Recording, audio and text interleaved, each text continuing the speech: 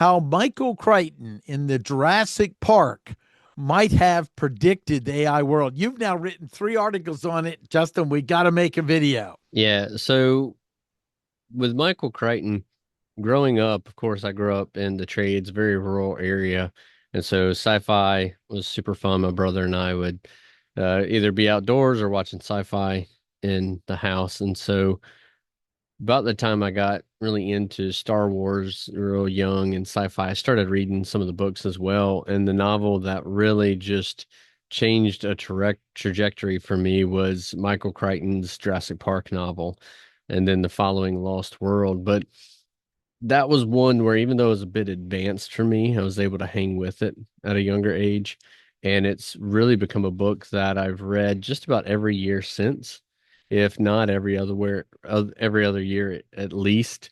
And I've already read it again this year along with The Lost World. And the reason is because one, it's really an ethical novel. It's a scientific novel, and of course, it's a thriller and horror novel. And there are different takes that he took, um, and I'm glad it came out as the version that it was. But what he really touches on is one, the hubris of innovation without ethical guidelines, and then innovation strictly for money or capital without any type of strategic alignment to it. And we're really seeing that, in the first novel, it starts with people starting to see random attacks and they couldn't explain what it was. Come to find out, some of the dinosaurs had left the island, so containment was breached. And that was because John Hammond, though he had some very grounded goals, an entertainment park families could enjoy, he rushed it based on his investors rather than really taking his time. And then, of course, because of that, Henry Wu, the scientist who developed a lot of the genetic work, was just kind of a mad scientist. He was let loose, bigger, more teeth, scarier. And because of that, they didn't really understand the framework of the genetics of what dinosaurs they were creating. And all that came in, of course, into a perfect storm when you look at the tropical storm and then Dennis Nedry, who was the bad player, who was out for gain from a competing genetics firm, of course, shut the whole island down. And we all know where it went from there. And so what I'm starting to see is with some of these similarities is AI in the industry, there's a lot of innovation. And we saw a couple years ago with the whole Thanksgiving, Sam Altman being ousted thing, that a lot of what came from that was an ethical concern. Ilya Sutskever, the big thing was you're innovating, you're pushing too fast. We don't think that you're taking safety seriously. And then since then, we've gotten these reports about we don't really know how it works. There's a black box. We can't really explain why it comes to certain conclusions.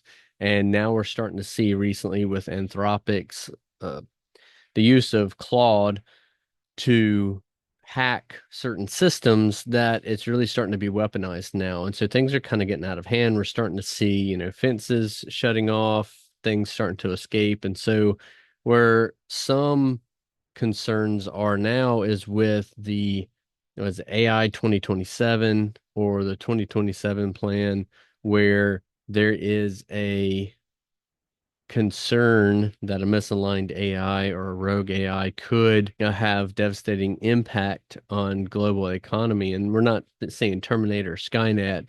We're really talking about a containment breach, whether intentional or accidental, due to insufficient safeguards or a rogue nation or geopolitical competitor stealing an advanced or the weights of how it thinks of an advanced system, taking the guardrails off and using it to, I don't know, create a nuclear bomb. And what happened is a few years ago, there were a set of scientists. Elon Musk was, one where they co-authored a paper that we need to slow this down. Since then, he's kind of changed his tune. And it's, if we don't create AGI first, someone else will, and they're going to be a lot worse than we are. And that sounds a lot like, if you know anything about Engine, which is John Hammond's company in Jurassic Park, and then the company Biosyn from that Lewis Dodgson, the main antagonist of the movie or the book, really comes from. Engine built the technology that could create and clone the dinosaurs. They didn't necessarily understand all the impacts of how using certain DNA would impact anything or the development. And Biosyn was a competitor, but Lewis Dodgson was a lead engineer who really believed that it's much easier to steal something than it is to build it yourself. And that's what leads to much of the conflict throughout the whole series is, you know, um, economic gain and theft and things like that, which eventually in The Lost World, the second book, Lewis Dodgson actually loses his life because he kind of bit off more than he can chew, pun intended. And I think we're seeing some of the potential of that now with not just geopolitical rivals in the AI race, but even internally here in America, where the resources that are being pushed, the claims that certain companies are not putting in the right safeguards, and then just the poaching of talent from one company to the next. And I do have to say, the one that's been really running the ethical race has been Anthropic. Now, I'm not saying that they're doing everything right. We've seen where they've stumbled, but I will say that the thing that makes me respect them as a company is that when they stumble and they make a mistake, they'll publish a paper telling you why and what happened and how they're going to correct it. But yeah, so I'm seeing a lot of similarities here from Jurassic Park to Lost World to even, the Jurassic World movies with AI agents to where, well, what happens across the world when you have a rogue nation or geopolitical enemy that is selling AI agents for, political corruption, deep fakes, economic instability, uh, you know, trying to destabilize a competitor, things like that. What happens when we get to kind of the black market of AI, which we see some of that now. Anthropic really was that attack that used Claude really was that. And so I think it's perfectly aligned with kind of the moral of the story in innovation without any type of guidance and in involving hubris is really only going to lead to disaster. And at the same time, we don't want to over control things so innovation doesn't occur. And Hmm. that's the thing that I see some of Europe's doing, where there's an overreach and it's driving focus more on America or China. Hmm. And that's why they all have to work together. And also, it's to me, the cat's out of the bag enough. It's more like redirecting or surfing, as we like our metaphor, with your surfboard in the back, than trying to stop the ocean now, because the Hmm. oceans, this new ocean is moving and it has tides and it has a momentum. And the question is, how do we create appropriate guide rules at the same time encourage innovation? And I think we Hmm. can if we all have conversations and we're open about it. And I know, I kind of went global scale there with the analogy, but a recent conversation I had as well is let's look at this as if this park was your small business. Do you have the proper policy and procedures in line? Are you making your decisions from a ethical base and ensuring that you aren't sharing individuals' information, your information, do anything that can damage your company brand, things like that. Do you have the proper containment and procedures in place? And how are you utilizing AI for profit and profitability without really sacrificing any type of integrity or character at the same time? And how are you using it in competition with other companies? So really, it can go very much into a micro scale as well, just as a macro.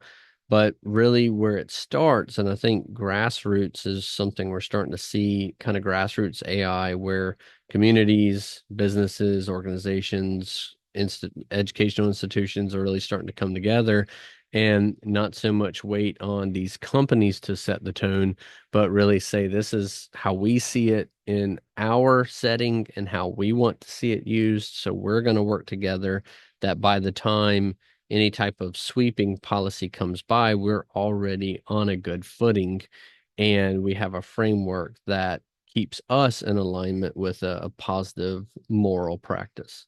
Yes. And what we're seeing is if the companies don't move fast enough in developing the policies and structures, the employees are going to use these tools anyway. So there is no option of just standing still in this situation because you're going to say don't use it and they're going to go, well, I can get the job done or something else. I'm going Hmm. to sign into my other account. And that's why it's important for them to step up and not run away from it, but lean in and go, how do we set up the structures for safety? How do we set up to help them be more effective? And then how do we provide the education so they know what they're doing, not just throw it at them and say, here's some cool tools. Here's where we should start. And I'm a big advocate, Justin, of doing micro tests. Like you have one area in a company, you start and get that working and see how it's working. And then you implement beyond it after it's been proven. Yeah, I agree. And really, some of the most powerful practitioners, which you and I teach this, I've seen out there are people who are fed up doing something, or they say, how can I make this more efficient? And those are the ones who are really cracking some really good cases out there, really putting some really good frameworks together because they're really hitting it from a fundamental pragmatic way rather than just a conceptual. We're going to put the three articles below. And I have a question. You put some time in writing these based on a huge passion you have, and I share it in science fiction. And I want to just mention I understand I haven't read the books, but the books are way beyond what the movie can do. So, out of your journey of writing the three articles, what were some of the new insights you got by taking these things and working with them? Because this is an example of real thinking where you take something that appears different and then you go, what's the similarity and difference? And that's what I see you did with these three articles. So, of course, Crichton's Jurassic Park is one of my top three books of all time. The movie is right there with it. But one thing that I did see, and I'm not knocking the Jurassic World movies because I actually enjoyed them, but that I didn't expect is when I really looked at it. I've been listening to a podcast called The Last Invention. It's really good. It works from a ethical and moral viewpoint of where are we heading with AI. You and I talk about a lot of the same things and the topic of alignment really came up and how AI aligned, what does that mean? Does it mean that the AI is aligned with our moral framework or you organizational framework, and what does that really mean? Is the AI evil if it's aligned and trained to do something that is morally evil, or is it just doing its job? And I really look at, Hal in science, the Space Odyssey, and was Hal really evil when he started, killing the mission, or the individuals on the mission? No, he was following the directives, orders. That's how he saw it. And so when I came to the topic of alignment, I think about in the Jurassic world where they start really training the dinosaurs from a military aspect to where you point a laser on somebody and the raptor goes to you. That dinosaur is strategically aligned to whoever his handler is. Doesn't matter if they're good, bad, whatnot. The dinosaur isn't evil. It's trained, it's doing something it's been trained to do, and it's an animal. It's going to do whatever it is to get the reward that it's been trained to get. And so we look at that too with agents. And really it comes down to this term of constitutional AI that's starting to rise up, which I'm all for. In when we're looking at alignment and what these agents, these powerful agents will have, how do we determine the limitations of what they can do? And so with something like a constitutional I could say I've trained this agent to destabilize any company I don't like. Okay, but what happens if that goes against the Constitution and you tell it to bomb somebody or disrupt their whole economic income, and it says, sorry, I can't do that. That goes against my constitutional AI alignment. And that's what we need, because I don't care if a company, a massive company, has an agent that they've built and trained and they want it to do something malicious or unethical. I don't care how much money they put into that agent. If they ask it to do something unethical, there should be parameters built into every framework to where it says, sorry, that customer is a human being and a citizen of the United States. I can't do that. That's where we need to be. So we don't have major corporations or political powers, geopolitical powers, having a machine that is super intelligent, that is weaponized against anyone else. And that's really what I came away with, that I wasn't really expecting when I started looking into that it clicked and the two worlds came together. And now that's something that I do think about a lot when I hear the word alignment with how does this align with our business. That's something that I really have been putting a lot of thought into lately. Well, there's several utility in that. Just as I find utility in the idea of integrity, meaning something that was said is done, and morality is something separate from it that I think gives greater clarity. And what I'm hearing through this project you did is the richness of taking something someone has a great passion and knowledge of, and then seeing how it relates to something else, and it giving you a third dynamic. And this is very aligned with our team's project in supporting people in training their own thinking. I mean, you didn't wake Mhm. up, you just said, well, I love and know this. I see something over here, but I'm not sure. And I know a good bit about AI. Let's create these three projects. And we talked about it in the development. And I thought, I love triads anyway. Get three of them out.